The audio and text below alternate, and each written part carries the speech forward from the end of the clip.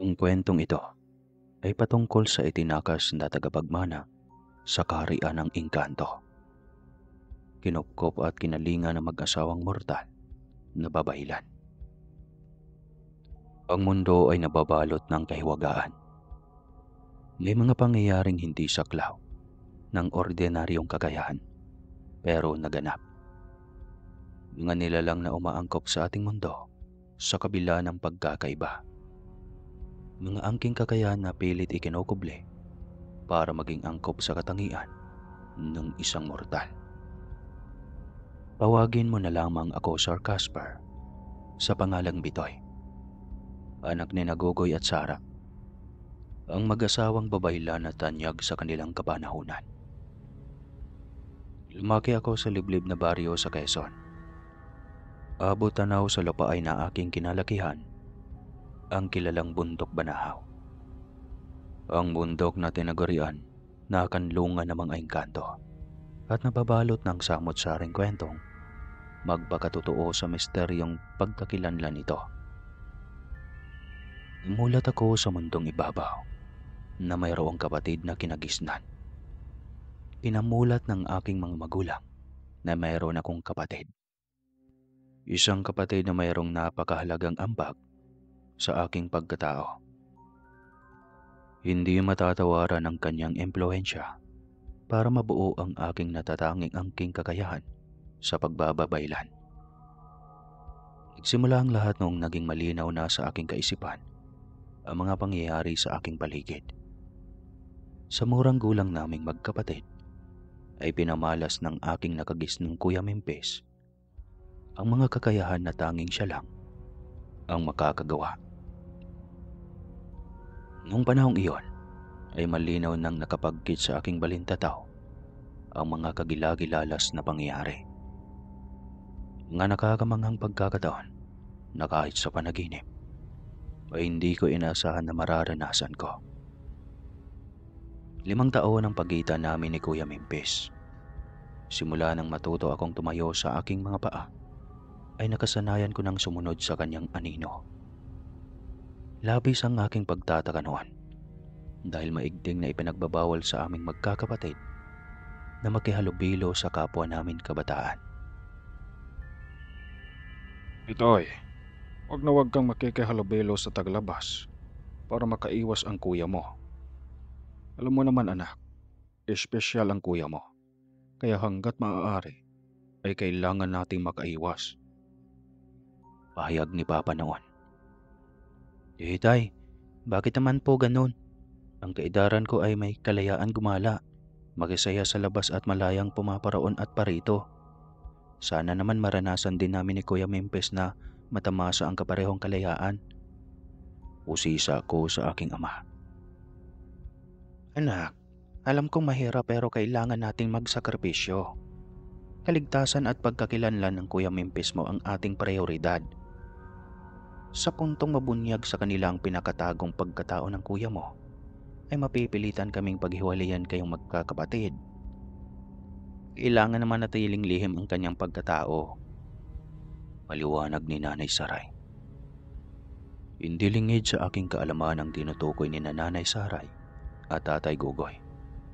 Ilang ulit nang ipinamalas ni Kuya Mempes ang kanyang kakayahan na taliwa sa tugmang pamantayan ng isang mortal. Noon pa man ay malakas na ang aking hinala na malamang ay hindi ko totoong kapatid si Kuya. Sa palayaw pa lang ay hindi na kami magkakatalo. Napakabansot ng aking palayaw na Bitoy na tumutugma naman sa aking pagkatao. Bilugan ng muka, pandak, at nanlilimahid sa kaitiman ang aking balat kumpara kay Kuya Mempes na parang nililok ang ilong sa katangusan. Makinis at maputi ang balat. Matibono ang pangangatawan at higit sa lahat ay ubod ng katalinuhan. Minsan, nagkakatawaan kami ni Kuya Mempes at naisipan naming maglaro ng tago-taguan. Sinadya niyang maging taya ako para madala sa isang lugar na hindi pamilyar sa aking paningin. Nasuyod ko ang mga kakapalan na kagulangang malapit sa aming bahay. Sigurado akong hindi iyon bahagi ng aming lugar. Pagbukas ng aking mga mata, ay agad na pamulagat ako sa pagkamangha. Namamayani ang halimuyak ng bulaklakan sa buong paligid. Napapalibutan kami ng samot-saring bulaklak at doon ko palang nasisilayan. May naririnig akong lagaslas ng tubig, kaya agad kong nahinuhan na mayroong talon sa di kalayuan. Kulay ginto ang nagkalat na mga bato. Ang bawat punong naaabot ng aking paningin ay hitik sa bunga. Tanging huni ng ibon ang aking maririnig sa paligid. Bawat hayop na aking nakikita ay nagkikislapan ang matingkad na kulay. Kuya Mimpis, nasaan na tayo? Sigurado akong dinala mo ako sa ibang lugar. Tanong ko. Tama ka, Bitoy. Nandito tayo sa ibang mundo. Makinig ka, Bitoy. Sakaling dumating ang panahon na manghina ako at mawala ng lakas, dalhin mo lang ako sa lugar na ito at agad na manunumbalik ang aking lakas. Huwag mong kalimutan ang punong iyan, yung hinahawakan mo kanina. Doon ang portal sa mundong ito. Kailangan mo lang kumatok ng 7 beses, sabay banggit ng aking pangalan. Tugo ni Kuya Mimpis. Bakit biglaan yata ang paglaki mo, kuya? Pagtungtong mo sa lugar na ito'y naging ganap ka na ng binata. Naguguluhan na talaga ako, Kuya Mimpis. Usisa ko.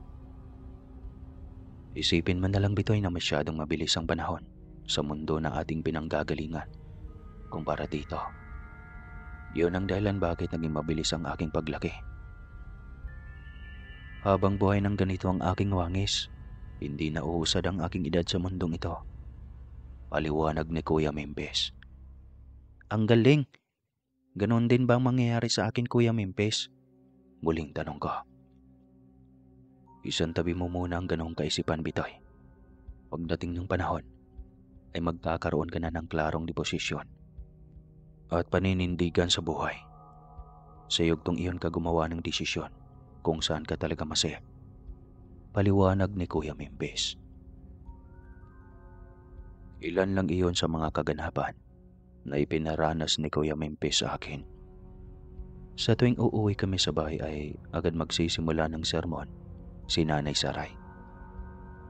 Palagi akong naguguluhan. Dahil sa maikling panahong pamamalagi namin doon, ay katumbas na iyon ang ilang araw naming pagkawala sa piling ng aming kinagisnang magulang. Palaging nauuwi sa sagutan ng aming pag-iskapo na walang patnugot. Ayaw namang pagpaawat ni Kuya Mimpis dahil sa kanyang katwiran. Ayon kay Kuya na mayroon na siyang tinataglay na sapat na kaalaman para mapanatili ang aming kaligtasang dalawa. Bagay na labis na kinukontra ni Nanay Saray. Maigting ang katwiran ni Inay na nararapat na sumunod si Kuya Mimpis dahil buhay, kalayaan at seguridad ng aming pamilya ang nakataya alang-alang sa kanyang kapakanan. Habang tumatagal, ay lalong napapadalas ang pagpapamalas ni Kuya Mimpis ng kanyang ekstrang ordinaryong kakayahan. Dahil sa maugong ang bulong-bulungan at dagdag bawas na istorya sa aming nayon nang may makakating dila na pagdesisyonan ng aking mga magulang na ilayo si Kuya Mimpis. Mimpis, anak, ano ka ba? Alam mo naman kung gaano katsismosa si Aling Rita. Iyon, parang kabuting nagsulputang ang iba't ibang bersyon ng kanyang kwento. Sa kabila ng samot-saring bersyon, iisa lang ang patutunguhan ng kanilang ginagawa. Iyon ang bahida ng kasamaan ang iyong imahe. Wika ni Tatay Gugoy. Sandali, Tay. Ano ba ang ginawa ko? Wala naman akong ginawang masama. Paliwanag ni Kuya Mimpis. Anak, sino maniniwala na kinaya mong sagipin ang mahigit 20 na lula ng bangkang de Bella noong naabutan sila ng ipo-ipo sa dagat?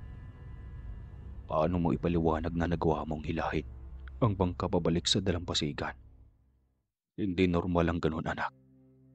Eto pa, noong nakaraang araw, paano mo ipapaliwanag sa mga tao na normal lang na sanggain mo ang malaking punong bore na sana'y babagsak sa daan? Hindi normal iyon, anak. Wika ni Tatay Gogoy kay Kuya Mimpis. Tay, ganun ba talaga ang mortal? Mas mahalaga ang kapintasan kaysa sa kabutihan na iyong ginawa? Tanong ni Kuya Mimpis.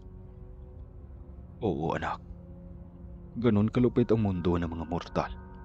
Isang pagkakamali mo lang ay burado ng sandamakmak ng kabutihan na iyong ginawa. Tugon ni Tatay Gogoy. Siguro, nararapat lang na pagkaitan natin ng agarang tulong ang mga taong lumalapit sa atin. Napakasakit isipin na sa mahabang panahon ay naging bukas palad tayo sa pagtulong. Sa isang iglap lang ay mawawala ng saysay ang ating kabutihan na nagawa. Sabat naman ni Nanay Saray.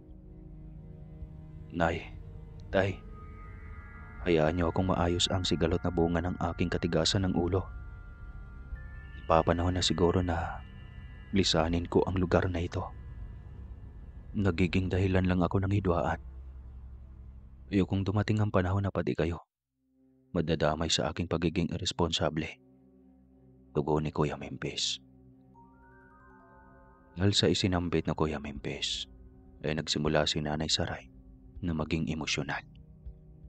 Sumilay ang masaganang luha sa kanyang mga mata. Sa gisag ng dalisay na pagmamahal. Nay, sagrado ang luha. Tahan na. Saad ni Kuya Mimpis.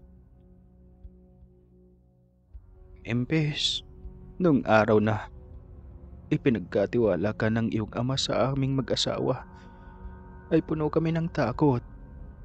Sino ang hindi makakadama ng takot? Tangan-tangan namin palabas ng sagradong lungsod ng mga engkanto. Binihisan ka namin ng maigi para maging ganap na mortal. Ngunit hindi maitatanggi na umaalingasaw ang lahing dumadaloy sa iyong dugo. Anak ka ng isang mahumanay na hari sa isang mabababang uri ng nimpa. Huwag mo kaming baguin, anak. Nangako kami sa iyong ama na si Haring Hero na hindi ka namin pababayaan.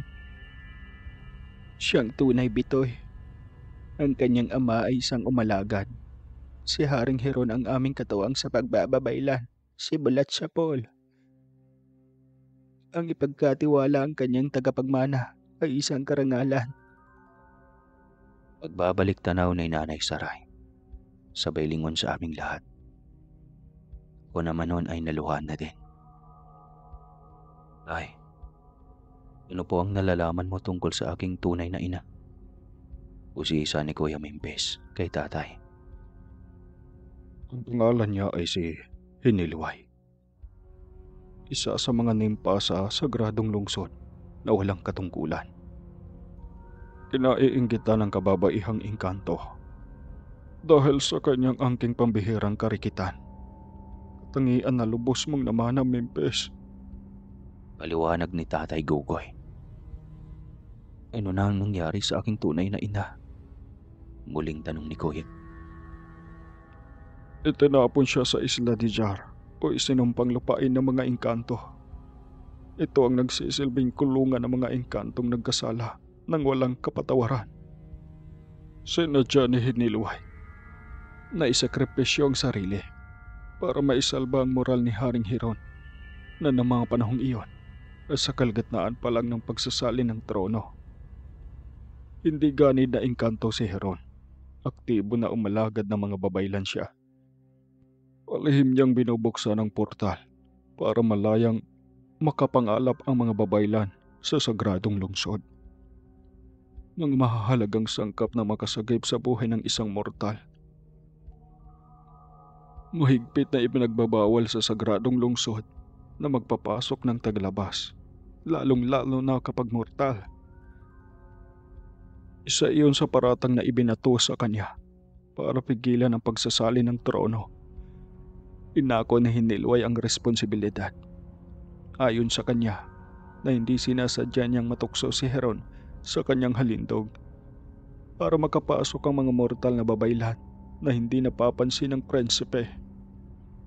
Dahil sa pag-amin ni Hinilway, naging malakas ang hinala ng mga engkanto na si Heron ang ama ng kanyang dinadala.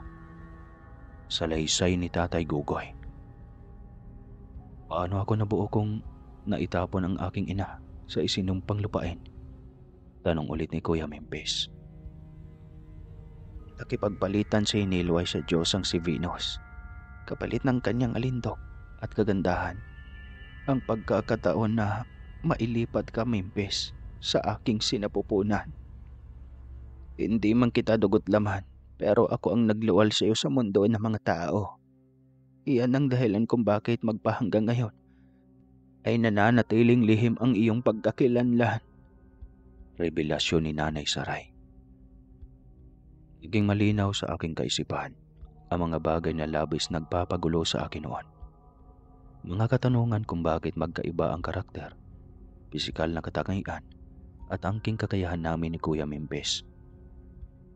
Hindi kami tunay na magkapatid. Tama ang aking hinala, simulat sa pool pa lang. Sa kabila ng aking nalaman, ay walang nagbago sa aking pakikitungo kay Kuya Mimpis. Sa halip ay lalong umigting ang respeto at paghanga ko sa kanya. Simula nung mabunyag kay Kuya Mimpis ang buong katotohanan, ay sinikap niyang makiayon sa karakter at katangian ng tipikal na mortal. Pinagsikapan niyang manatili sa antas ng kakayahan ng isang ordinaryong nilalang. Bagay na labis ikinasaya ng aming mga magulang. Hanggang sa tumungtong ako sa edad na 18. Sa kabila ng pagsisikap ni Kuya Mimpis na maitago ang kanyang pagkatao, ay hindi pa rin iyon naging sapat. Naging kapansin-pansin at tila hindi na umuusad ang panahon sa kanya. Nananatili ang kanyang postura, wangis, at pisikal na estado. Simula nang sumapit ang 17 taong gulang niya, naging tampulan ng usap-usapan si Kuya Mimpis na umano'y anak siya ni Nanay Saray sa isang engkanto. Taasan naman iyong kinokontra at pinabulaanan ni Tatay Gugoy. Isang araw ay kailangan na anihin ang aming tanim na palay.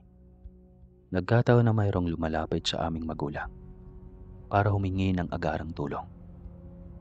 Napilitan ng aming mga magulang na ihabilin sa aming magkapatid ang paggapas ng palay. Agad silang tumilima para sa klolohan ng humingi ng tulong. Nagkataon na sabay-sabay ang anihan dahil sa angking kaputian at kakinisan ni Kuya Mimpis ay napapagdiskitahan siya ng mga taong naroon, lalong-lalo na si Mang Poldo, nakilalang sanggano sa aming lugar. Umaga pa lang ay lasing na ito. Pagdating namin ni Kuya Mimpis sa taniman, ay agad na pinakol kami ng makahulugang tingin. May nagbubulong-bulungan at ahasang nagpapasaring kay Kuya Mimpis. Bakmang papalag na sana ako, pero pinigilan ako ni Kuya Mimpis. Kapatid, hanggat hindi nila tayo pinagbubuhatan ng kamay, ay mananatili tayong kalmado. Hayaan mo na silang manawa sa kakatalak dyan. Itigil rin ang mga yan. Pahayag ni Kuya Mimpis. Nakakarindi na kuya eh. Wala ka naman ginagawa sa kanila. Sagot ko. Nagsimula na kami ni Kuya Mimpis na gumanap sa aming gawain. Dahil pareho kaming batak sa mabibigat na gawain at tutok sa aming ginagawa. Kaya mabilis naming natapos ang isang kahon. Bagay na labis na nagpayamot kay Mang Poldo. Uy, kayong dalawa. Ano? Nagpapasikat kayo. Lalo ka na, Abnoy. Sita ni Mang Poldo. Dahil sa aking narinig, ay pumintig ang aking tenga. Sumabat ako sa patotsada ni Mang Poldo. Ikaw, Mang Poldo, ang tanda-tanda mo na. Hindi ka pa rin nagpaparespeto. Inaano ka ba ni Kuya? Sita ko sa matanda. Oh, ano? Diba? Totoo naman. Abnoy ang kapatid mo. Sinong pinagloloko nyo? Sinong maniniwala na anak siya ni Gogoy at Saray? Tignan mo nga ang sarili mo. Ikaw ay kakulay ng uling. Usang kapatid mo ay maputi pa sa gatas tapos sasabihin mo, magkapatid kayo. Kalokohan. Ang bobos ka ni Mang Poldo. Sa halip na awatin ay ginatungan pa ng mga taong naroon ang aming girian. Hanggang sa humantong sa puntong sinagot ko na ng sinagot si Mang Poldo. Si Mang Poldo ang ori ng tao na kapag nasupo ay nagiging agresibo. Hindi na ito nakapagbigil. Lumapit siya sa akin at agad akong sinakal ng mahigpit. Pagkakita ni Kuya Mempes ay agad niyang pinagsusuntok si Mang Poldo, dahilan para makisali na rin ang lahat ng taong naroon. Tulong-tulong silang lahat sa paggulpe sa aming magkapatid. Isinangga ni Kuya Mempes ang kanyang katawan para tanggapin ang lahat ng suntok, sapak at tadyak na kanilang pinapakawalan. Lahat ng iyon ay hindi nagpatinag kay Kuya Mempes. Naramdaman ni Tatay Gugoy na mayroong nangyari sa aming magkapatid, kaya patakbo itong umuwi para puntahan kami sa sakahan. Naabutan niya kami doon na pinagtutulong ang gulpihin ng mga taong kanyang natulungan noon. Hindi magkamayaw silang lahat na gulpihin kaming magkapatid. Umaalingaw-ngaw ang matinis na palaho ni Tatay Gugoy. Mga walang utang na loob. Sige, ituloy nyo. Patayin niyo ang aking mga anak. Sinisigurado ko na katumbas ng buhay niyong lahat. Ang buhay ng aking mga anak, kasama ng iyong buong angkan. Sigaw ni Tatay Gugoy. Natauhan silang lahat nang marinig nila ang babala ni Tatay Gugoy. Batid nila ang kakayahan ng aming mga magulang. Mga traidor kayo. Matapos naming iligtas ang mga mahal niyo sa buhay na walang kapalit, ganito pa ang igaganti ninyo. Mga wala kayong utang na loob. Lalong-lalo ka na, Poldo. Naalala mo pa noon, halos magmakaawa kang iligtas ang iyong anak dahil natuklaw ng banakon. Ano, may siningil ba kaming kabayaran na mag-asawa? Kayong lahat, may hiningi ba kaming kabayaran sa tuwing lumalapit kayo sa amin? Ano? Sumagot kayo. Sige, ngayon niyo ipamukha sa amin na may karapatan kayong saktan ng aking mga anak. Halos patayin niyo ang aming mga anak. Paano kung nagkataon na mahina si Mempes? Hindi, napatay niyo na sila ng tuluyan. Tignan natin sakaling kailangan niyo ng tulong. Saan kaya kayo lalapit kapag tumanggi na kaming tumulong? Palahaw ni Tatay Gugoy. Inalalaya namin ni Tatay Gugoy si Kuya Mempes na makatayo. Batid ko ang kanyang ibayong pagtitimpi dahil sa tagal naming magkasama ay sigurado akong may sapat siyang lakas at kakayahan na patumbahin silang lahat. Uwi na muna tayo. Hayaan na natin silang makatapos at tsaka na tayo tutuloy sa anihan. Pahayag ni Tatay Gugoy. Hindi, Tay. Wala tayong kasalanan. Itutuloy natin ang ating gawain. Sagot ni Kuya Mempes. Sang-ayon ako, Tay. Sigurado dahil sa presensya mo ay mangingimi na silang kantihin kaming dalawa ni Kuya. Sabat ko. O siya, kung yan ang iyong pasya na magkapatid, pagtutulungan natin na matapos ang paggapas para mahakot na natin sa bahay. Doon na lang natin itutuloy ang paglimas ng butil na palay. Pahayag ni Tatay Gugoy. Pagkamangha ang mababaka sa mukha ng mga taong nandoon dahil sa ipinamalas ni Kuya Mempes na pambihirang bilis sa paggapas ng palay. Pinagtulungan namin ni Tatay Gugoy na isako ang palay para ikarga na lang sa karo ng kalabaw kinahaponan. Hindi pa tapos sa panggagapas ng palay ang aming kasabayan, pero kaming mag-ama ay naghahakot na ng aming inaning palay. Eksaktong patapos na kami nang dumating si Lolo Moreng, tiyuhin ng aking ama. Lo, tapos na kami. Ikaw, may katuwang ka ba sa pag-ani? Usisa ni Kuya Mimpis. Ako na lang, apo. Pagtiyagaan ko na lang tapusin kahit abutin ako ng ilang araw. Ang lola nyo, baka susunod din dito mamaya. Pag maambong ng sikat ng araw. Sana kung pinagpala din kami magkaanak noon. Sigurado, may mga apo na rin kami. Kumusta kayo magkapatid? Nabalitaan namin na pinagtulungan kayo dito kanina na bugbugin. Sagot ni Lolo Maring. Hayaan mo na, Lo. Naniniwala ako sa kasabihan na kung sino ang nagpapakumbaba ay siyang itinataas. Bahala ng Panginoon sa kanila. Umupo ka na lang dyan, Lo. Kami na ang bahala dito. Pahayag ni Kuya Mimpis. Ang mga apo ko hubod ng kabaitan. Sige, salamat sa tulong nyo. Hayaan nyo. Pag natapos ang anihan ay bibigyan ko kayo ng palay. Ibenta nyo sa bayan para meron kayong pera. Pahayag ni Lolo Muring. Bago matapos ang araw na iyon, ay nahakot na ni Tatay Gugoy, pati ang inaning palay ni Lolo Muring. Lalong naging maugong ang bulong-bulungan na anak ng engkanto nga, si Kuya Mimpis. Dahil sa pambihira nitong bilis at lakas. Kibit balikat na lamang kami. Pinanindigan na namin na hanggat wala kaming may inaapakan na tao, ay patuloy lang kami sa buhay. Pagkarating namin sa bahay, ay naroon na si Nanay Saray. May kasalukuyang abala sa paghahanda ng aming hapunan. Nasaktan ba kayong magkapatid? Sinasagad na talaga nilang pasyensya ko. Kapag hindi ako nakapagtimpi ay ipapatikim ko sa kanila ang kaliwaan kong kaalaman. Usisa ni Nanay Saray. Huwag kang mag-alala, Nay. Ayos lang kami ni Bitoy. Sagot ni Kuya Mimpis. Kinabukasan ay pumunta kami ni Kuya Mimpis sa bayan para bumili ng bagong damit. Iyon ang palagi namin ginagawa sa tuwing lumilipas ang anihan. Masayang-masaya kami ni Kuya Mimpis habang namimili kami ng damit. Habang sinusuyod ko ang pamilihan ay napahiwalay pala ako sa aking kapatid.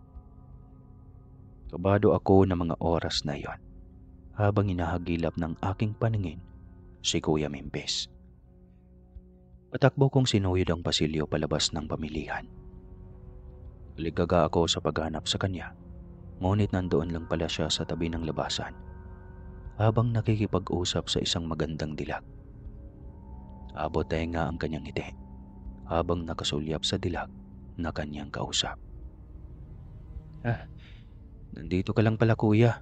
Akala ko iniwan mo na ako. Pahayag ko. Bitoy, naalala mo po ba si Malia? Tanong ni Kuya Mimpis. Malia? Oo. Ang anak ni Mang Poldo na Sanggano. Ang nangbugbog sa atin nung nakarang linggo. Pahayag ko. Pasensya ka na, Bitoy, sa inasta ni Itay. Ganon talaga yon, lalo na kapag nasasapawan. Matagal ko na ngang gustong pumaroon sa inyo para formal na humingi ng despensa. Hinding-hindi ko nakakalimutan ang ginawa ng inyong magulang. Utang ko ang buhay na tinatamasa ko ngayon sa inyong pamilya. Paliwanag ni Malia. Mabuti ka pa, Malia. Hindi nakakalimot. Saan pala ang punta mo? Usisa na Kuya Mimpis. Ako? Wala. Eto, namamasyal lang.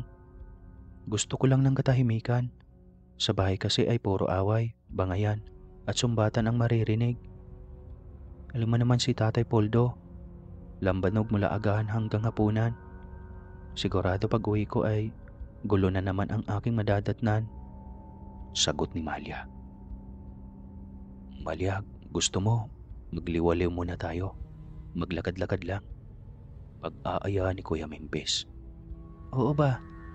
Pagsang-ayo ni Malia. Pinalingan ako ni Kuya Mimpis at sinulyapan ng makahulugang tingin. Babaka sa mukha ng aking kuya ang saya. Kaya sinakyan ko na lang ang kanyang paandar. Pitoy, may gusto ka pa bang bilhin? Tanong ni Kuya Mimpis. Wala na kuya, ayos na ito. Sagot ko. Bayaran na natin tapos isabay mo na lang pauwi ang binili ko. Mauna ka na. Susunod na lang kami ni Malia mamaya. Ayos lang ba yun, bunso? Tanong ni Kuya Mimpis. Ayos lang kuya. Kaya ko namang umuwi mag-isa. Pagsang-ayon ko. Salamat bunso ha. Mag-ingat kapag uwi mo. Apili ni kuya. Iyon ang naging simula ng palagiang pag-alis ni Kuya Mimpis. Minsan, inaabot na siya ng gabi sa pag-uwi. Panatag naman ang kalooban ng aking magulang. Dahil batid nila na may sapat na kakayahan si Kuya Mimpis na pangalagaan ang kanyang sarili. Ngunit lingid sa kaalaman ng aming mga magulang na may ginawa ng milagro si Kuya Mimpis at Malia sa tuwing nagtatagpo silang dalawa. Palagi akong nagigising na wala si Kuya Mimpis sa aming silid.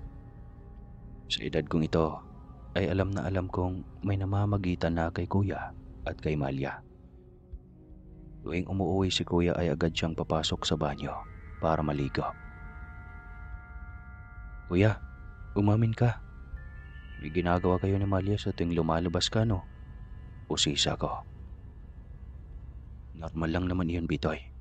Binata ako at dalaga si Malia. Mararanasan mo rin yun, Bitoy, pagdating ng panahon. Paliwanag ni Kuya Mimpis. Alam ko naman na pareho kayong walang sabit, Kuya. Pero, huwag mong kalimutan na hindi ka tao.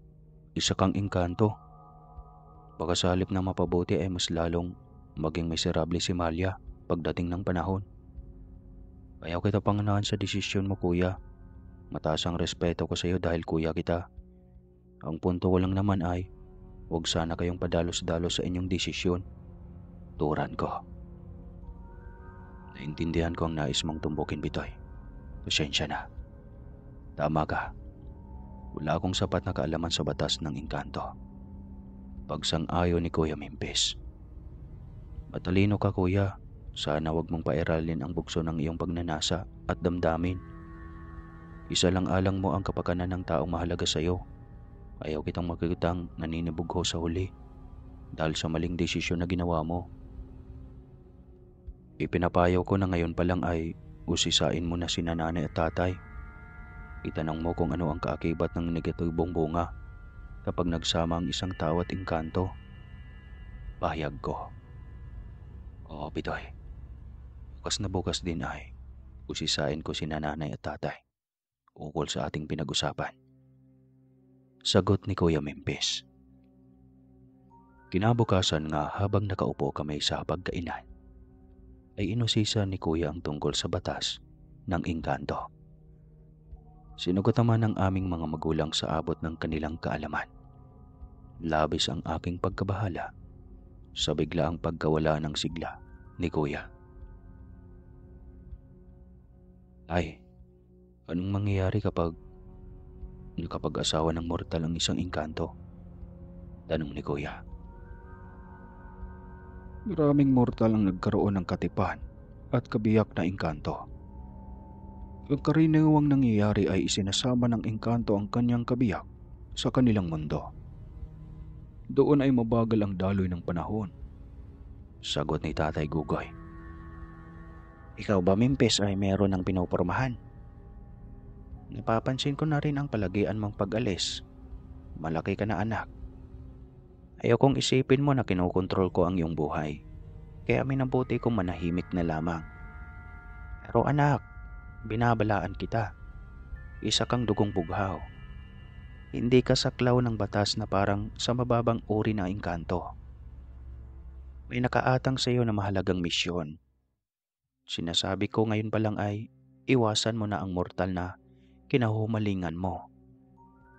Ayokong umabot sa punto na malalasap ng mortal na iyon ang bagsik ng batas na umiiral sa katulad mong antas. Usisa ni Nanay Saray. Nay, ano po ang mangyayari? Usisa ni Kuya Mimpis din. Kamatayan. Ganon kalupit ang batas na sumasaklaw sa katulad mong nagmula. sa lahi ng mga pinuno ng mga engkanto. Tugon ni Nanay Saray. Bakit, Nay? Sa ano pong dahilan? Tanong ni Kuya Mimpis. Iyon ang malaki mong kahinaan, anak. Gagamitin iyon ng mga engkantong magnanais na angkinin ang trono. Isa pa, nakatalakan na sa pantas ng kaharian na pinamumunuan ng iyong ama. Sa ngayon pa lang ay pinaghahandaan na ang iyong pagdating. Inuulit ko, anak, na kahit ang iyong ama ay walang sapat na kakayahan para baguhin ang batas na ginawa sa panahon ng kanyang panunungkulan ay maaaring baguhin. Pero ang kaganapan na saklaw pa nito ay kailangang patawan ng kaparusahan. Paliwanag ni Nanay Saray. Sandali anak, umamin ka nga sa akin. Nakabuntis ka ba? Usisa ni Tatay Gogoy. Oo, Tay. Ang tanga ko talaga. Ang bobo ko, Tay. Pag-amin ni Kuya Mimpis. Diyos ko na mahabagin. Anak, bakit ka nagpadalos-dalos? Pag-aalalang wika ni Nanay Saray. Dahil, Tay, ano ang gagawin ko?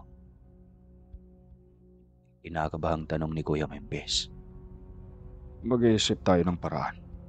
Sino bang babaeng katipan mo, anak? Tugon ni Tatay Gogoy. Si Malia po, Tay.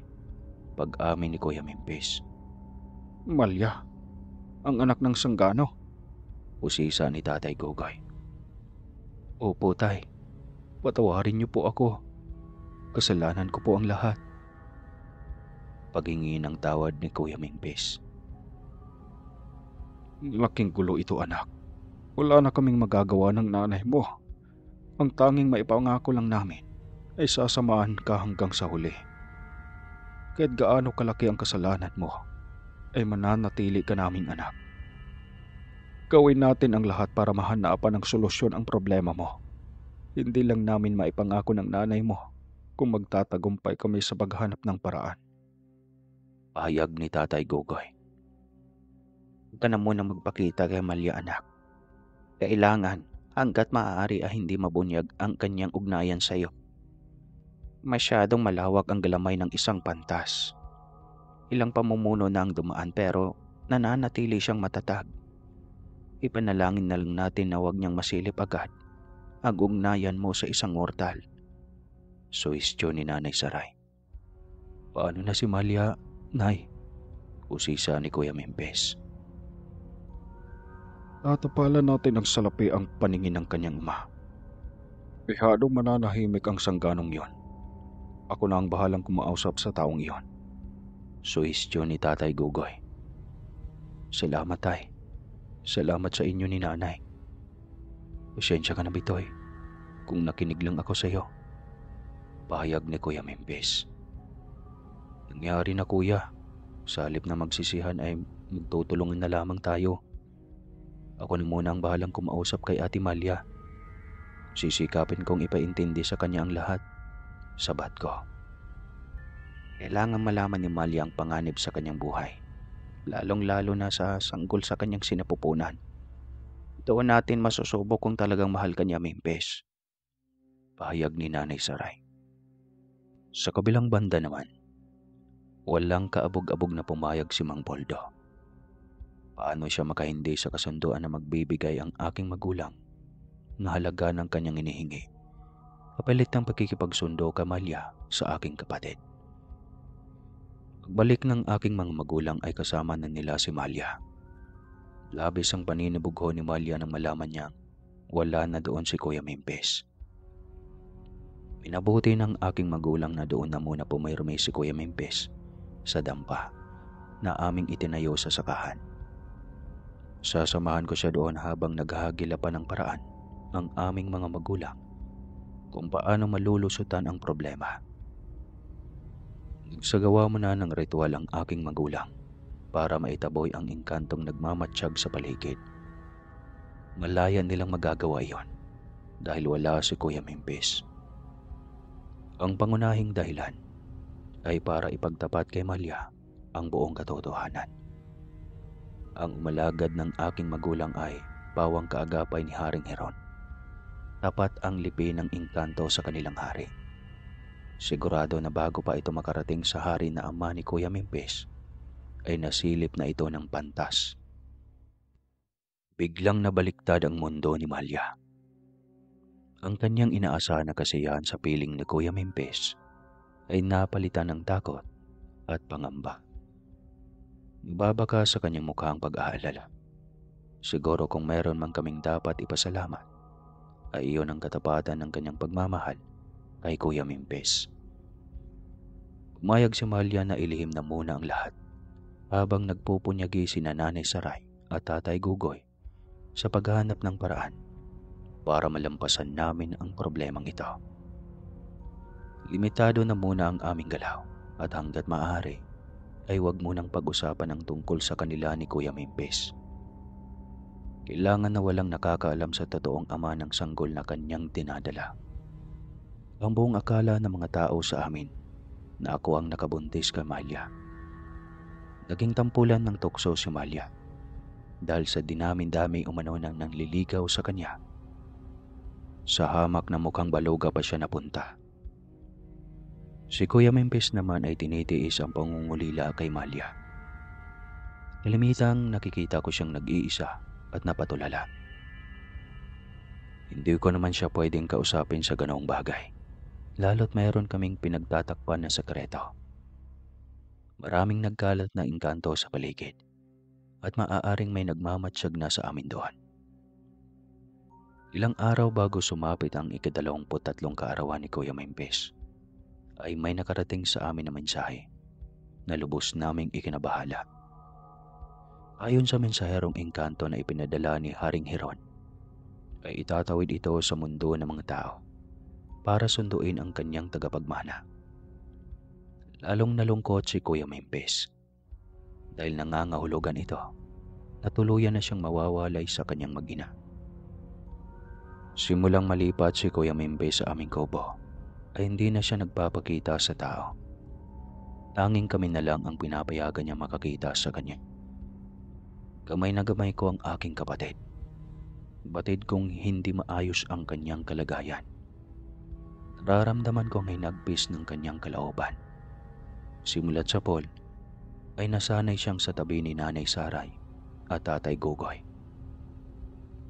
Kuya, mag-iingat ka doon. Ipanatag mo ang iyong kalooban. Ako na ang bahala sa ating pamilya. Huwag mong kalimutan, Kuya Mimpis. Tandaan mo lang palagi na mayroon kang pamilya dito. Ano man ang kahinatnan ng lahat, ay mananatili kang bahagi ng aming pamilya. Nandito kami, patuloy na umaasa na muli tayong magkakatagpo. Maghihintay kami sa muli mong pagbabalik. Madamdamin kong saan. Saan man ako dadali ng kapalaran, Bitoy, mananatili kayong bahagi ng aking nakaraan, kasalukuyan at hinaharap. Ikaw nang bahala sa maiiwan ko dito, kapatid. Ituring mong hindi iba sa'yo iyon. Malungkot na sagot ni Kuya Mimpis. Makakaasa ka, Kuya. Bakit labis ang iyong paninibugho? Makakabalik ka ba naman, Kuya, di ba? Kahit anong oras, nanaisin mo, makakabalik ka. Pangako ko, kapatid. Pero hindi na kagaya ng dati, kapatid. Maiiwan bawat hibla ng aking pagkatao na may bakas ng isang mortal. Paliwanag ni Kuya Mimpis. Anong ibig mong tukuyin, Kuya? Hindi ko maintindihan. Usisa ko. Maiintindihan mo rin lahat mamaya, Bitoy. Makahulog ang sagot ni Kuya Mimpis. Naramdaman ko ang iba yung lungkot na namayani sa puso ng aking kapatid. Sa kanya ko natutunan ang pagpapahalaga sa luhang dumadaloy sa ating mga mata. Sinabay niya noon dati sa akin na ang pagluha ng tao ay nararapat lang sa may katuturan na dahilan, kagaya ng kamatayan. Naturog ang puso ko nang magunahan sa pagpatak ang masaganang luha sa mata ng aking kapatid. Ramdaman ko ang bigati ng kanyang kalooban.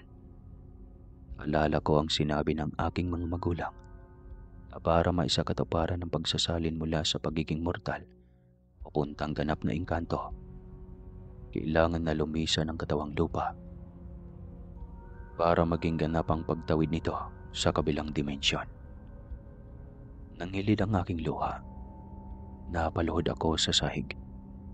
Iyon na palang huling pagkakataon na makasama ko ang aking kapatid sa kanyang kinagisnan na pisikal na katawan. Hindi na ako nagpatumpik-tumpik pa. Buong higpit akong yumakap sa kanya. Gusto kong pumagkit sa aking isipan ang presensya ng kanyang pagiging mortal. Dinamayan ko si Kuya Mempes hanggang kusang tumigil ang pagbatak ng aming luha. Lalong sumidhi ang emosyon ng dumating sina Tatay Gugoy at Nanay Saray. Hindi na nakapagpigil si Nanay Saray at napamulagat ito ng iyak. Tuluyan nang mawawala si Kuya Mempes sa amin. Muli siyang ipapanganak sa kanilang mundo. Hahatakin ang kanyang kaluluwa at diwa patawid sa mundo ng kanyang totoong mga magulang.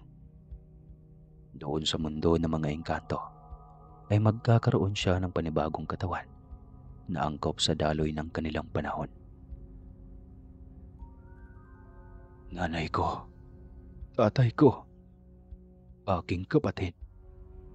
Salamat sa pagkakataon na naranasan ko kung paano maging tao.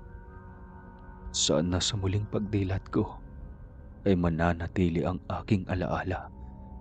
Nakapiling ko kayo. Naluluhang pamamaalam ni Kuya Mempes. Aking panganay na anak, mahal na mahal kita anak. Hanggang sa muli nating pagkikita anak. Naluluhang pamamaalam ni Nanay Saray. Anak, Mempes, sa muli nating pagkikita ay ganap ka ng isang umalagad.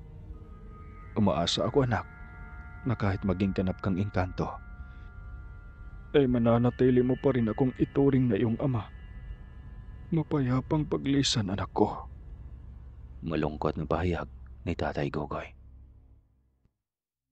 Sinilihuan ko ang aking puso't isipan. Ang kahuli-huling sandali na kumpleto kaming apat. Si Nanay Saray, Tatay Gugoy, at Kuya Mempes. Lalong nagpabigat sa nararamdaman ni Kuya Mempes dahil sa huling sandali niya sa mundo ng mga tao ay ipinagkait sa kanya ang pagkakataon na makapiling ang kanyang mag-ina. Magkatulad lang silang dalawa ni Malia na labis na naghihinagpi sa masalimuot na paghihiwalay ng kanilang landas. Anak, ipinapaabot ni Malia na maghihintay siya sa muling pagbabalik mo. Ganon kadali sa ang pagmamahal niya sa iyo. Paghugutan mo ng lakas ang pagmamahal niyo sa isa't isa. Niniwala ako anak na aayon rin sa inyong dalawa ang tadhana o kapalaran niyo. Salaysay ni Nanay Saray. Bago sumapit ang kalagitnaan ng gabi, ay matyaga na kaming nakaantabay sa labas ng kubo para salubungin ang pagdating ni Pinunong Heron kasama ang kanyang kaagapay na maharlikang engkanto. Sa huling pagkakataon ay sinulyapan ko ang aking kapatid. Nangingilid ang luha sa kanyang pisngi. Isinagawa ni Tatay Gugoy at Nanay Saray ang panghuling ritual na magpapahiwalay ng kanyang diwa sa pisikal na katawan. Hanggang sa muling pagtatagpo, kuya, sambit ko. Ginawaran ko ng halik sa noo ang aking kapatid. Pagsapit ng kalagitnaan ng gabi, ay lumiwanag sa labas ng kubo. Isang nakakasiyalo na portal ang biglang lumabas. Siyam na engkanto ang iniluwa ng liwanag. Maligayang pagdating sa aming mundo, Haring Heron. Sa iyo rin pantas, kasama ng 7 bumubuo sa konseho. Pagbati ni Nanay Saray. Ibigay ang handog sa 2 magigiting na babaylan. Binabati ko kayo Gugoy at Saray. Salamat, hindi niyo ko binigo. Pahayag ni Heron. Hindi ko matatanggap ang handog. Anak na ang turing namin kay Mempes. Wala kaming hinihingi na kabayaran sa aming ginawa. Paumanhin, Haring Heron. Hinihiling ko na dalhin niyo pabalik ang inyong handog. Naihanda na namin si Mimpis. Pahayag ni Tatay Gogoy. Masusunod ang kahilingan mo, Gogoy. Naniniwala ako na mayroon kang pinaghahandaan sa iyong kahilingan. Pantas, sinisilihan ko ang isang kautusan at kasunduan na may ibinibigay akong isang kahilingan sa mag-asawang babaylan. Anuman ang kanilang kahilingan ay matutupad pagdating ng araw. Sagot ni Heron. Binasbasa ng pantas ang kautusan ni Haring Heron. Lihim na tatawa ang aking mga magulang.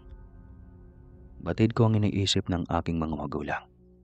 At iyon ay may kaugnayan sa kinakaharap na problema ni Kuya Mimpis. Pagkatapos nito ay, Kailangan na namin makaalis. Saray, Gogoy. Itatawid ko na ang ating anak. Kailangang matupad ang nakatakdang mangyari. Pinapangako ko na muli pa kayong makakatagpo ni Mimpis. Maraming salamat aking alagad na babaylan. pamamaalam ng hari. Umakyat ang pantas sa kinaroroonan ni Kuya Mimpis. Ginamit niya ang kanyang tungkod para magising ang diwat kaluluwa ni Kuya Mimpis. Nagkasabay silang pumanaog habang taimtim na nakatingin sa amin si Kuya Mimpis. Sa unang pagkakataon ay nagkitang mag-amang Heron at Kuya Mimpis. Hindi mapapasubalian na mag-ama ang dalawa. Ang wangis ni Kuya ay katulad sa kanyang amang si Heron. Sumaludo si Kuya sa kanyang ama. Pagkatapos ay binilingan kami ng tingin. Pinilit ni Kuya Mimpis ng mayti bago siya tumalikod para sumunod sa kanyang ama. Habang lumalayo si Kuya, ay unti-unting naglalaho ang portal na lagusan. Pag-alis nila Heron at ang kanyang kasamahan kasama si Kuya Mimpis, ay sabay-sabay na kaming pumasok sa kubo. Doon naiwan ang katawang mortal ni Kuya. Isang malamig na katawan ang naiwan. Pumanaw na si Kuya kanina pa sa mundo ng mga tao. Muli siyang isisilang sa bagong katawan pagdating niya sa mundo ng mga engkanto. Mismo sa gabing iyon, ay inasikaso namin ang katawan ni Kuya. Halos lahat ay nagulat sa biglaang pagpanaw ni Kuya. Sa huling pagkakataon ay nasilayan ni Malia ang walang buhay na katawan ng nobyo. Doon na rin namin ibinunyag ang totoong nakabuntis sa kanya ay si Kuya. Ginawa namin iyon para matulugan ang pangungutya sa kanya. Pinangawakan ni Amalia ang pangako ng aking magulang na muli silang magkakatagpo ni Kuya Mimpis. Isang araw lang ang itinagal ng borol ni Kuya Mimpis. Agad na namin siyang ipinalibing. Nanatili si Malia sa aming piling hanggang sumapit ang kanyang kabuhanan. Naalala ko dati ang lugar na pinagdalhan ni Kuya Mimpis sa akin nang minsan ay maglaro kami ng tagu-taguan. Muli kong binalikan ang puno at ginawa ko ang kanyang itinuro sa akin. Pumatok ako ng 7 beses. Pagkatapos ay sinambit ko ang kanyang pangalan. Napasigaw na lang ako nang biglang may humatak sa akin. Papasok sa malaking puno. Isa iyong portal papasok sa tagong mundo. Lalong yumabong ang mga bulaklak na nagtatagisan sa ganda. Mga punong hitik na hitik sa bunga. Ang ligaslas ng talon sa abot tanaw na sapa. Napukaw ang aking pagmumuni-muni nang biglang tamaan ako ng maliit na gintong bato. Nagpalingalinga ako para hagilapin sa paligid ang bumataw sa akin. Nakita ko si Kuya Mimpis na nakaupo sa malaking bato malapit sa talon. Nag-iba ang kanyang anyo. Ang kanyang dating maputi at makinis na balat ay nagkikislapan sa tuwing matamaan ng araw. Ang kanyang dating maikling buhok ay naging mahaba. Tumakbo ako papalapit sa kanyang kinaroroonan. Habang lumalapit ako, ay lalong lumalakas ang nasasamyo kong napakabango na amoy. Abot-tengang ngiti ang sinalubong ni Kuya sa akin. Kuya, mabuti andito ka. Magmula nang mawala ka sa atin ay naging malungkot ng bawat araw. Malungkot kong sambit. Sa labis na pangungulila ko kay Kuya Memphis, ay hindi ko napigilan na yumapo sa kanya. Napaaray na lang ako nang biglang may malakas na persa ang umila sa akin palayo sa kanya. "Huwag niyo isang saktan. Kapatid ko siya," utos ni Kuya Memphis. "Sino yon, kuya?" Usisa ko. "Mga engkantong nagbabantay sa akin.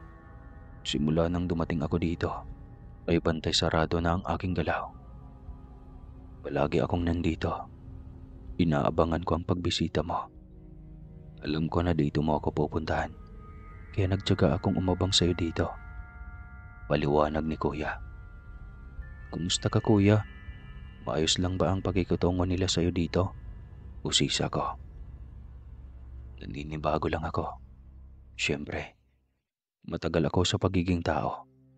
Sa ngayon ay tanggap ko ng katotohanan. Naganap na akong engkanto. Pero hindi madali ang buhay ko dito, Bitoy. Maraming nag-aabang na ako ay magkamali. Maraming naghahangad sa trono ni Ama.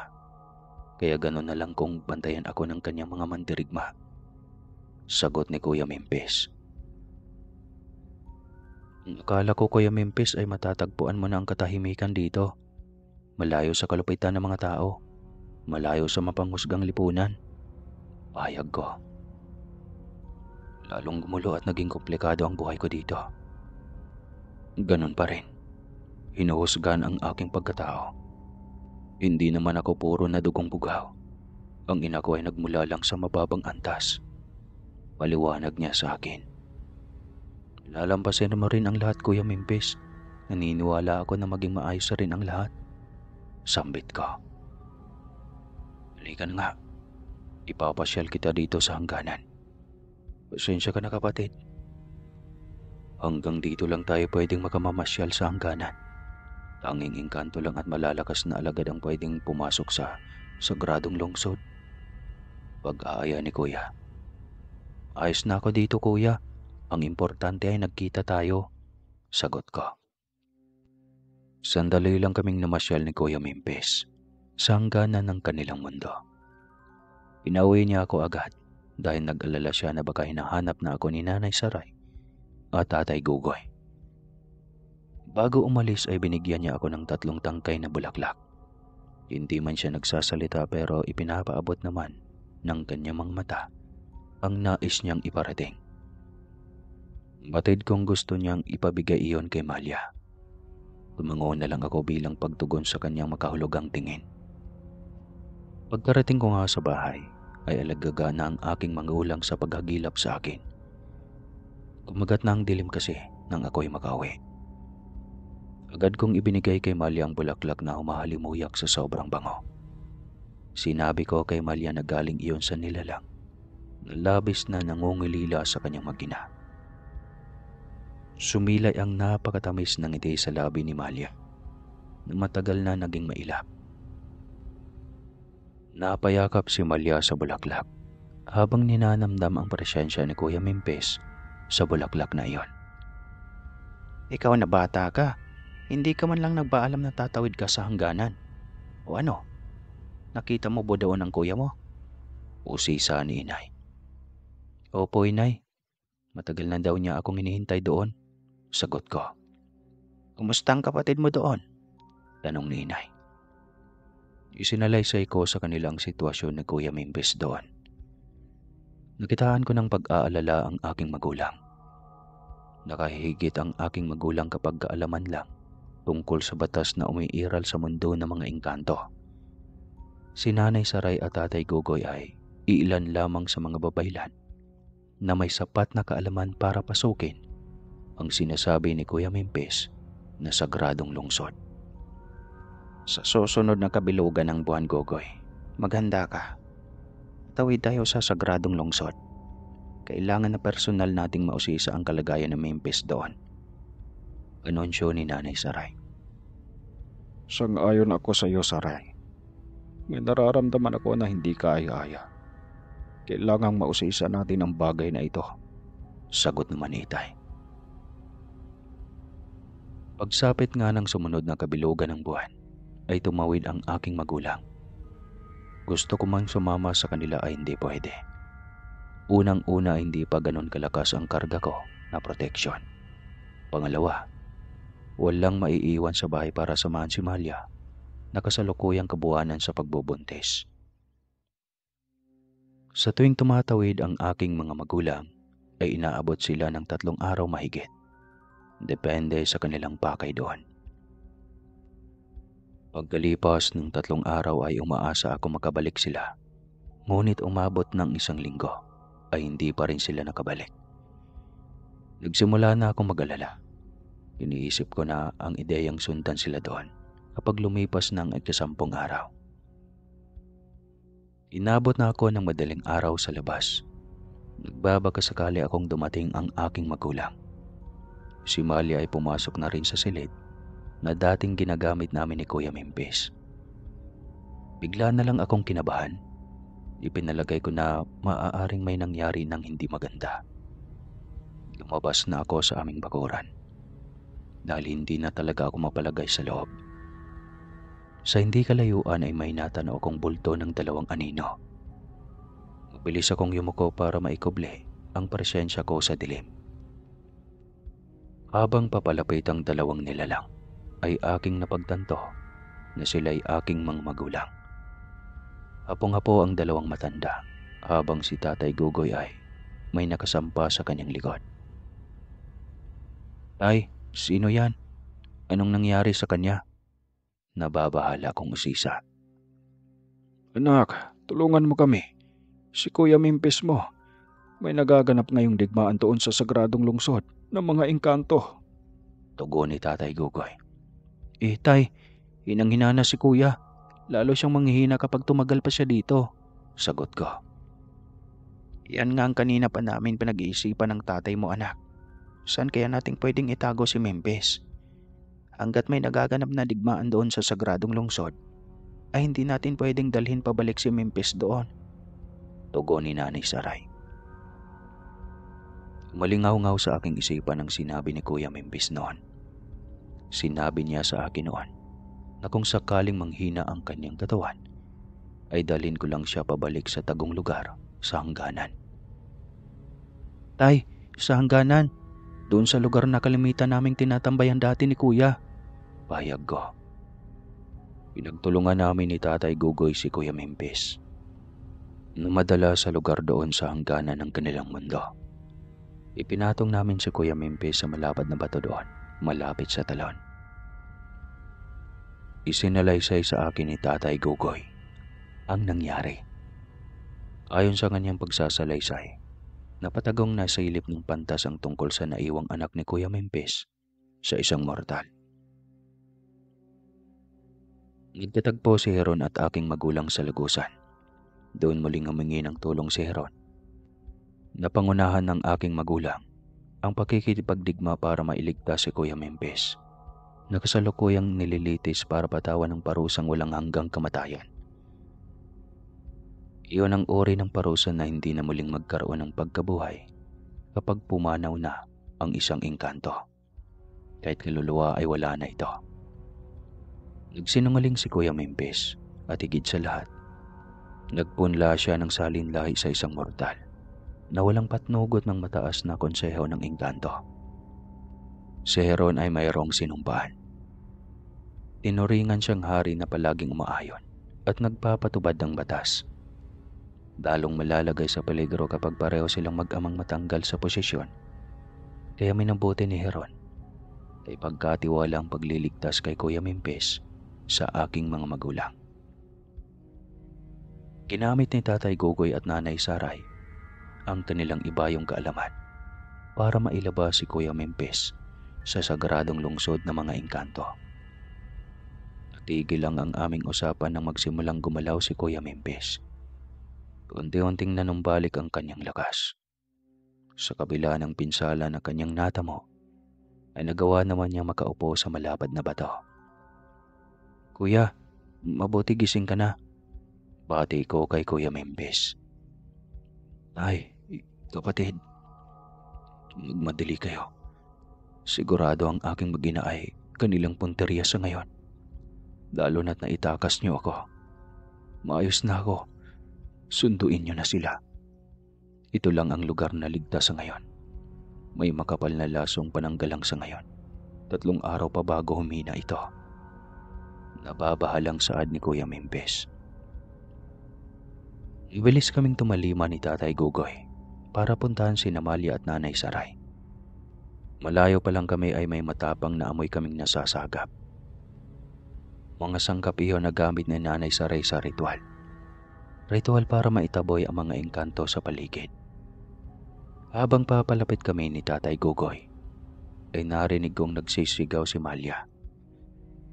Nagunahan kami ni Tatay Gugoy sa paghakbang para marating namin agad ang bakuran ng aming bahay. Agad kaming binagbuksan ni Nanay Saray. Nakasalukuyang balisa kung ano ang kanyang gagawin. Gugoy, alanganin kong dito mailuwal ni Malia ang sanggol. Sigurado na matutunogan tayo ng pantas. O potaktehin nila tayo dito kung magkataon. Pahayag ni Inay. Dadalhin natin si Malia sa hangganan.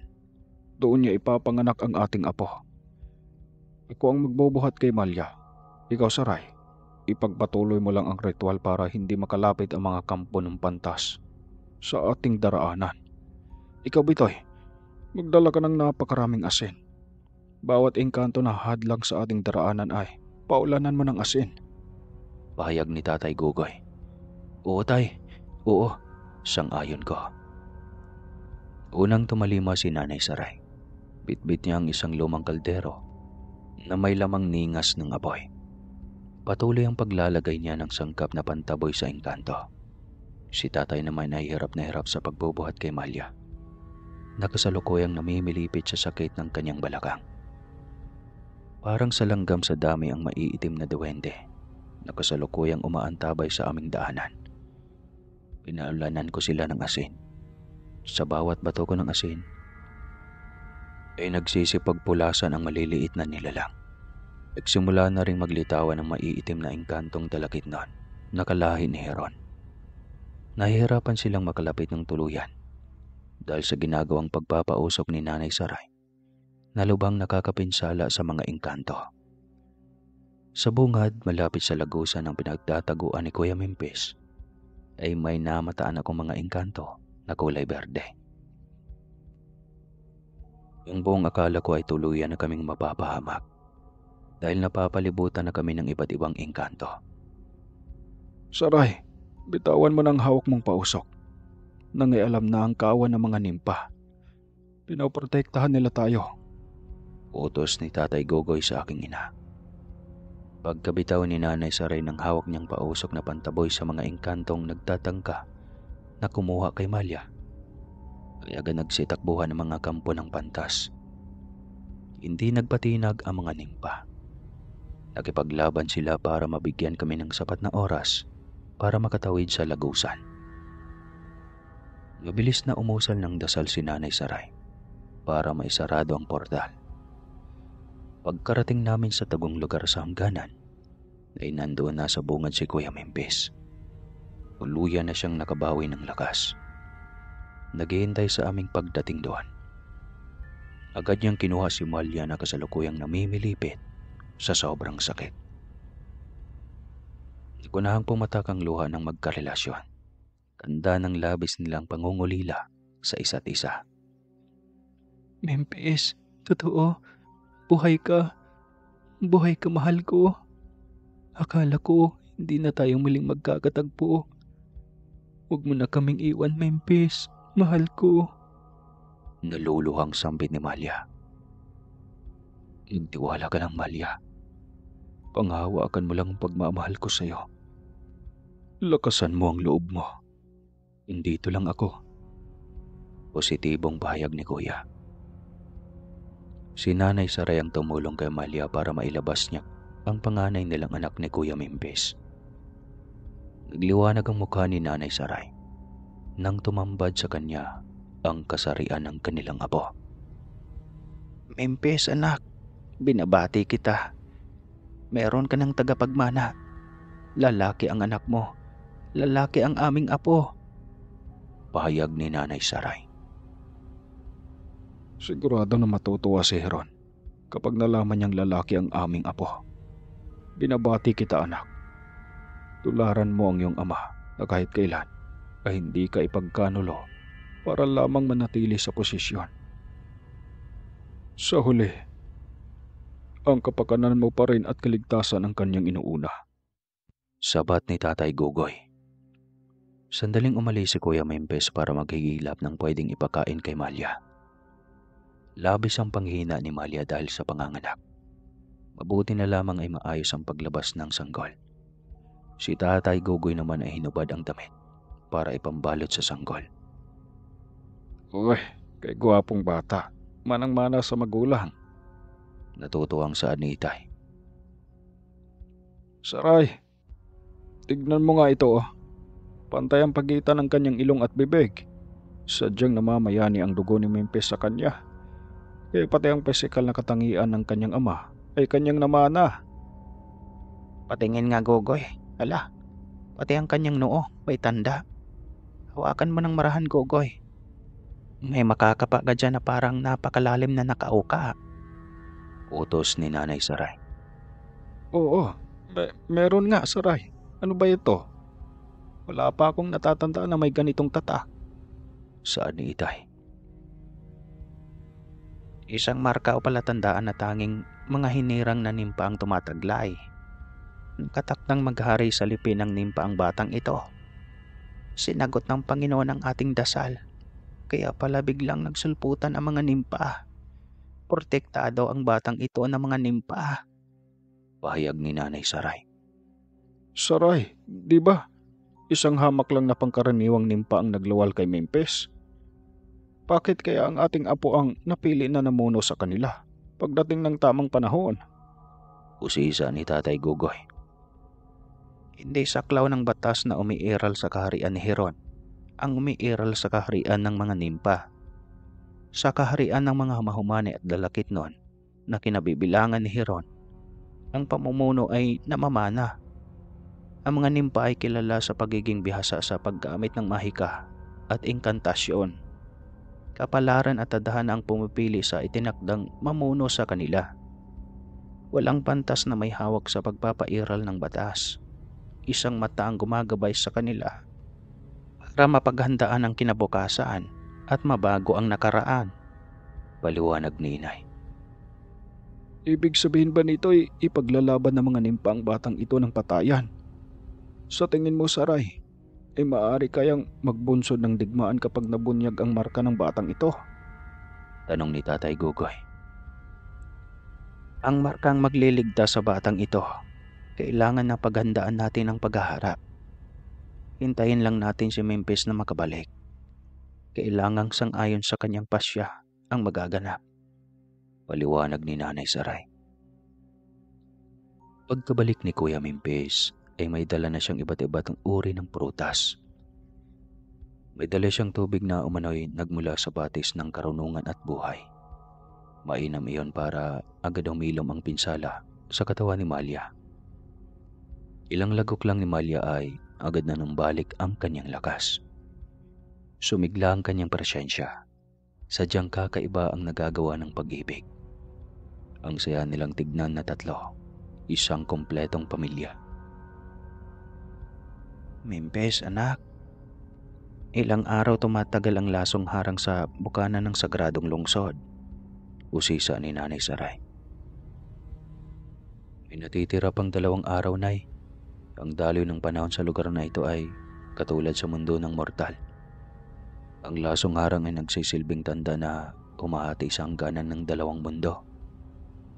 Nay, aaminin ko, natatakot ako. Nababahala para sa kaligtasan nating lahat. Paano kapag humina na ang harang? Sigurado umaantabay na ang kampo ng pantas sa kabilang dako ng hangganan. Paliwanag ni Kuya Mempes. Mempes, ang anak mo ay hindi lang nakatakda para humalili sa iyo, para maging iyong tagapagmana. Paliwanag ni Nanay Saray. Ano ang ibig mong sabihin, Nay? Usisa ni Kuya Mempes. Mempes, taglay ng anak mo ang marka ng isang nimpa. Minarkahan siyang pamunuan ng lipi ng nimpa pagdating ng tamang panahon. Anak, ipaubaya mo na ang anak mo sa mga nimpa. Napapanahon na siguro para ang lipi naman ng ina mo ang iyong unahin. Dahil namamayani sa iyong puso ang mabuting katangian ng isang nimpa. Kaya tadhana na mismo ang nagdesisyon para matagpuan niyo ang tamang daan. Paliwanag ni Nanay Saray. Dahil may marka na ang aking anak, Nay, iyan ay matutupad. Hindi ko siya ipagkakait sa lipi na aking pinagmulan. Sa tingin mo, Nay, pagiging ligtas ba ang aking mag-ina kapag ipinaubaya ko sila sa mga nimpa? Tanong ni Kuya Mimpis. Likas ang kabutihan ng mga nimpa, anak. Sila ang naturingan na tanod ng inang kalikasan. May sapat na kakayahan ang mga maharlikang nimpa para ipaglaban ang iyong anak, Mimpis. Sigurado ako na inaabangan na ng mga nimpa ang paghina ng lasong harang. Nakaantabay sila dahil may nararamdaman silang panganib sa kanilang itinakda. Masyadong mataas ang karunungan ng mga nimpa na kahit ang hinaharap ay makakaya nilang masilip. Paliwanag ni Nanay Saray. Kailangang paghandaan natin ang paghaharap. Sigurado na magkakaroon ng matinding tagisan ng kaalaman, mahika, at abilidad sa katihan. Pag-aalala ni Tatay Gugoy. Inahon na siguro tayo para isalin niyo na rin sa akin ni Inay ang inyong mga karga. Biglang saad ko. Darating din tayo sa yugto na hinihiling mo, Bitoy. Sa dapit hapon na kami ng aming buhay. Sino pa bang magpapatuloy ng aming nasinmulan, kundi ikaw? Sagot ni Itay. Ay, Nay, sana kapag dumating ang oras na iyon ay huwag niyong tatanggihan ang ibibigay ko sa inyong regalo. Pahayag ni Kuya Mimpis. Pag-usapan na lang natin iyan, anak, kapag dumating na ang aming panahon. Sa ngayon, kailangan natin paghandaan ang nalalapit na paghina ng harang na nagsisilbing proteksyon natin. Sagot ni Nanay Saray. Gamit ang angking kaalaman ni Kuya Mimpis sa mahika, ay ginawa niya kami ng damit na umaayon sa kanyang mundo. Gusto niyang maging kaaya-aya ang aming wangis para iparating sa katulad niyang engkanto kung gaano siya pinagpala na magkaroon ng mapagmahal na pamilyang mortal. Ang anak nila ni Malia ay sinuotan ng saplot na bumabagay sa pagkakilanlan ng lahing nimpa para ipakita ang kanyang pagsang-ayon sa tagna. May naisip ka na bang ipangalan sa iyong anak, Mimpis? Usisa ni Itay. Joseph, Tay. Tatawagin siyang Joseph. Gusto ko kahit may lahi siyang engkanto ay patuloy niyang isa sa buhay ang pagiging tao. Kagaya ng buhay na ipinadanas niyo sa akin, Tay. Sagot ni Kuya Mimpis. Naniniwala ako, Mimpis, na matutupad ang iyong adhikain para sa iyong anak. Bukas ay magaganap na ang paghaharap. Ipanalangin natin na umayon sa ating nais ang magaganap. Pahayag ni Nanay Saray. Saan na nga, Nay? Sakaling hindi umayon sa atin ang kapalaran, huwag kayong magdalawang isip na ipagkatiwala si Joseph sa mga nimpa. Naniniwala ako na may sapat silang depensa para protektahan ang tagna. Positibong sambit ni Kuya Mimpis. Kinabukasan ay naghanda kami para sa tuluyang paglaho ng lasong harap na tumatabing sa aming pinagtataguan. Para mga langgam na naglipana sa buong paligid ang mga engkantong nagmula sa sagradong lungsod. Sa lagusan naman na bukanan ng aming kinalalagyan ay nandoon ang mga nimpa. Hindi magpapatalo ang kanilang bilang. Mula sa kalayuan ay nakikita ko si Haring Heron kasama ang kanyang pantas at kasapi ng pinakamataas na konseho ng mga mahumanay at dalakitnon. Tay, may babaeng umahakbang papalapit sa atin. Kilala mo ba siya, Tay? Usisa ko. Huwag kang matakot, anak. Isa siyang umalagad. Siya si Halia, ang tumatayong mata ng mga nimpa. Paliwanag ni Tatay Gogoy. Pwede ko bang mahawakan ng noo ng batang si Joseph? Maliwanag na kahilingan ni Halia. Pagkahawak ni Halia sa noo ng sanggol, agad siyang pumikit.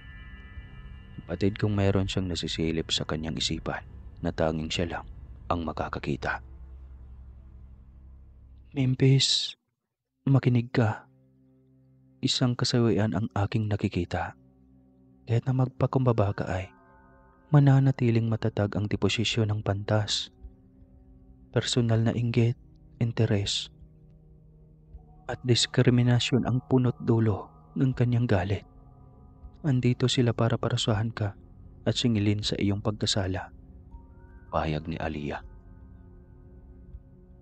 Mata, sabihin mo, ano ba ang nararapat kong gawin? Patid mo ang dugong nananalaytay sa akin. Isa akong nimpa. Ngayon, sumasamo ako sa aking kalahi. Tulungan niyo ako. Tulungan niyo akong maisalba ang aking kinagisnang pamilya. Ang aking mag-ina. Tugon ni Kuya Mimpis. Ano ang iyong maipapangako, Mimpis? Ano ang iyong gagawin para maipakita sa amin ang iyong katapatan para kilalanin ka namin? Paniniguro ni Halia. Ipinagkakatiwala ko na sa inyo mga nimpa ang aking anak. Buong puso ko siyang inaalay para inyong maihanda na mamuno sa inyo pagdating ng tamang panahon. Ang tanging kahilingan ko lang bilang kanyang ama na huwag niyo siyang ipagkait sa amin na kanyang pamilya. Pahayag ni Mimpis sa mata ng mga nimpa. Ganoon ang hinihintay namin na pahayag mula sa iyo, Mimpis. Matutupad ang iyong kahilingan. Handa ang lipi ng mga nimpa na makipagdigma kapag kailangan. Ang nararapat mong gawin ngayon ay ang harapin ang iyong ama na si Heron at ang kanyang konseho. Suhestyo ni Halia. Masusunod mata. Pagsang-ayon ni Kuya Mimpis. Pinangunahan ni Halia ang aming paglabas. Sinamahan niya kami sa paglapit sa harapan ni Heron at ng kanyang nasasakupan. Huwag kayong matakot. May pananggalang kaming inilagay para maharangan ang anumang pag-atake ng kanilang gagawin. Anunsyo ni Halia. Halia, hanggang ngayon na hindi ka pa rin nagbabago. Alamera ka pa rin. Panunodyo ng pantas. Harap-harapan na pang-iinsulto ng pantas sa mata ng nempa. Pantas, hanggang ngayon, mayabang ka pa rin at matabil ang dila. Ganti ni Halia sa patutsada ng pantas. Dahil sa simula pa lang ay nagpalitan na ng mainit na batian ang dalawang makapangyarihang tagatagna ay nagpagitna na si Heron. Narito tayong lahat para maayos ang sigalot na ito. Para maiwasan ang pag-usbong ng digmaan. Mata, pantas. Umaasa ako na hindi yun magsimula sa inyong dalawa. Na tinuringan na may malawak na karunungan para malutas ang anumang suliranin. Pahayag ni Heron. Patawad, Haring Heron. Tugon ni Halia. Heron, aking ipinapahayag ang maigting na pagtutol sa desisyon ng inyong pantas. Pahayag ni Nanay Saray. Sino ka para pangunahan at panghimusaw ka ng desisyon ng konseho? Naibaba ng hatol at iyon ay kailangang maipatupad. Hulihin niyo na mga kawal si Mimpis para masimula ng paghahatol. Utos ng pantas. Sandali. Namihasa ka na yata, pantas. Ipapaalala ko lang sa iyo, ha. Hindi saklaw ng batas niyo ang aming lipi. Pwede ka naming patayin dito na walang pananagutan. Andito tayo sa hangganan na humahati sa ating kaharian. Isa pa, ipapaalala ko lang ulit sa iyo. Hindi lang si Haring Heron ang magulang ni Mimpis. Nananalaytay sa kanya ang aming saling lahi. Tandaan mo iyon, pantas. Isang nimpa si Mimpis. Isaksak mo yan sa kokote mo. Matapang na paninindigan ni Halia. Nagkasala si Mempes sa aming batas. Kailangan niyang managot sa aming konseho. Kailangan niyang isuko ang sanggol. Ipinanganak ang sanggol bago pa siya hirangin na tagapagmana ni Haring Hiron. Pagmamatigas ng pantas. Dahil sa sinambit ng pantas ay biglang nagalit ang langit. Nagpaulan ito ng kidlat. Isang signos na nagaganap sa tuwing niyuyurakan ng pangalan ng isang itinakda na nimpa. Sige, ituloy mo pantas. Tignan natin kung makakaya mo ang parusa ng kalangitan. Patutsada ni Halia sa pantas. Tama ba ang pagkakaintindi ko, Mata? Itinakda ang aking apo para maging pinuno ng mga nimpa. Usisa ni Haring Hiron. Tama ang iyong hinuha, Haring Hiron. Taglay ng sanggol ang marka. Marka ng isang pinuno ng mga nimpa. Kumpirmasyon ni Halia sa hari. Maaari ko bang mahawakan ang aking apo sa noo? Halika, Mempes.